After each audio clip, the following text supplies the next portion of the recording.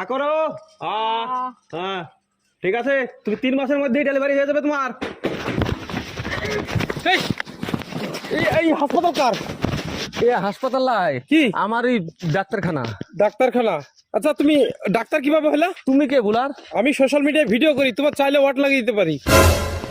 কিভাবে ডাক্তার হলো বলো তো? আমার শুনো, আগে আমার অসুখ হতো, ঠিক আছে? হ্যাঁ। আমি জ্বর জ্বালা হয়তো সপ্তাহে 7 দিন করে যেত হাসপাতাল। হ্যাঁ।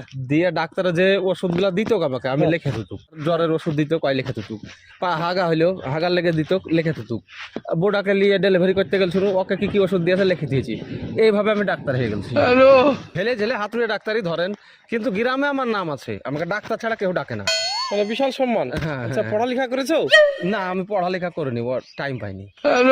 দেশের লোক বুঝে না, দেশের লোক ডাকে, আমি যাই, ওষুধ দিই, হয়ে যায়। মানে কম পয়সা ওষুধ পাই বলে? কম পয়সা সস্তায় পাই। যে কোনো হাতুড়ি ডাক্তারের কাছে গিয়ে